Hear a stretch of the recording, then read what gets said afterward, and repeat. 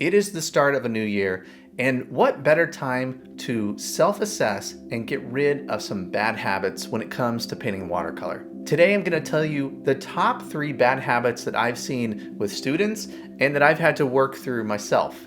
But the good news is that if you can eliminate even one of these, you'll take a big step forward in your painting. Bad habit number 1, painting everything the exact same way. When it comes to painting, variety is very important. Our paintings can quickly become boring if we are becoming too repetitive in how we paint. When we paint everything in the same way, with the same amount of contrast, the same amount of saturation, using the same brush, using the same puddle of paint that we have mixed up, what happens is our paintings become boring. We lose a feeling of depth. Cooler colors push things further back, warmer colors bring things closer. And if we're not getting that variety, then we're going to lose our feeling of depth. Same thing with contrast. If we have the same amount of contrast throughout our painting, we're going to lose our feeling of depth. When we have the same type of edge all over our painting, a hard, crisp edge, then everything kind of starts to look the same. So we want to have a variety of edges. Let's take a look at this painting here. A large part why this painting is working is because we have a variety of things within the painting. We have soft edges in the sky in contrast with a really hard, crisp edge here. We have bigger shapes within the sky, some bigger brush marks down here, in contrast to smaller brush marks, a tiny, really sharp brush mark here with these birds. We have a good variety of warm and cool here within this scene. Obviously, warm colors here in the sunset, cool colors in the sky, some cooler greens versus some warmer area here. When you are creating your paintings, you need to treat different parts of the scene in different ways. You want to have a wide variety of everything within your paintings, a good variety of edges, of shapes, both big and small. That leads me to bad habit number 2, and that is using the wrong brush for the job. It's important to use the right brush for what it is that you are painting within your scene. I can paint pretty much any scene with these 4 brushes. A large mop brush, a medium round brush, a smaller brush that has a point, and then finally a rigger brush for really small, precise details or lines. But we get into problems when we want to use one brush all across the painting. For one, we run into that issue of variety, which I talked about in bad habit number 1. Things become repetitive and boring. One good rule of thumb when it comes to brushes is use the largest brush possible. You can paint something with less brush strokes. And here's a reason why that's important. If you have a big shape that you need to paint and you're using too small of a brush, you are going to have to do a lot of brush strokes to make that large shape. You have to go back and reload your brush often, and it's going to take a lot of brush strokes to make that shape. Now, if you're using a bigger brush, you can reload your brush a lot less, and you can actually work from a bead. This brush holds a lot more water than that other one, so use a bigger brush when necessary. So not only do you want to use a variety of brushes to create different shapes within your painting, you also want to use your brush in a variety of ways.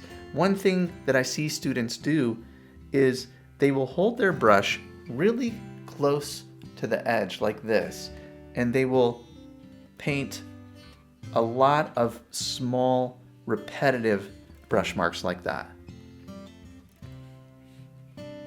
But what I want you to get used to doing is holding your brush a little further back, like back to here. And obviously there are going to be some exceptions when there's something, really detailed that you need to paint. You might need a little more control. It's okay to go to the front of the brush, but play around with holding your brush a little further back, and you can get some more loose, expressive, interesting marks that will help you create a variety of marks within your painting. we could use the tip of the brush, kind of like I did here. You can use the side of your brush to get a variety of broken marks. You can also turn your brush when you are making your marks to use your brush from different angles and create more of a variety of marks and more interesting brush marks. So not only do we want to use the right brush for the job, use a variety of brushes, but hold your brush in different ways and turn your brush to get a variety of marks within your painting. And finally, bad habit number 3, which is so easy to do, and that is copying everything exactly as it is seen, in person or in the reference photo. As artists, part of our job is to see something that inspires us and to put that down on paper. But what we don't want to do is copy everything that we see in the photo into the painting. We can be more selective. So I want you to remember that as the artist, you are the creator, you are the editor of a scene. Sometimes there'll be something within a reference photo that you just don't want to include. Maybe it's awkward or it's just hard to paint, but feel free to remove those things. Also, arrange things and crop things to create a better composition. A lot of times I will see students copy the photo exactly how it is that they took the photo. But remember, you are creating here. You are taking inspiration from what it is that you are seeing and making creative choices in your painting. So to avoid stiffness and just creating a copy of a photo into watercolor, learn to create in the painting what it is that has inspired you from the scene. So if it's the way the light is hitting a side of the building, emphasize that within your painting. If it's, figures walking down a street, give those figures more attention than other areas of your painting.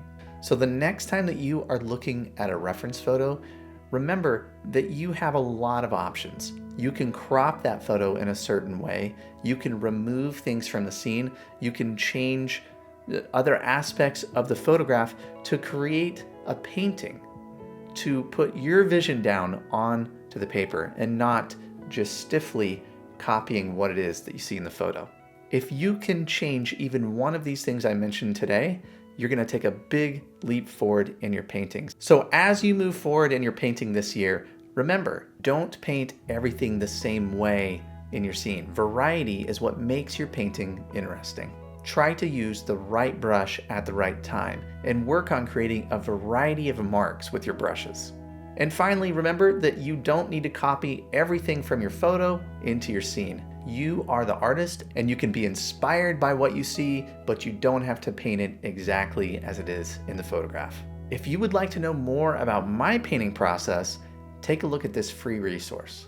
Have you ever been really excited about a painting and you get all set up, you find that right reference that you're excited about, and then it's time to go and you feel lost? I have a free resource that I want to give to you today that can help with these problems. My 5 steps to plan a successful watercolor painting. I walk you through the crucial planning phase of your painting that will help you understand what you're going to paint first, second, and third. The planning is really so important, especially in watercolor. This medium is harder to correct. It's so immediate. So having that plan is very important. I send you a PDF that you can download. And the great thing about this is you can have it on your phone. You could print it out. You can download this right now before you start your next painting. All you have to do is follow this link here and download my 5-step guide to planning a successful watercolor painting.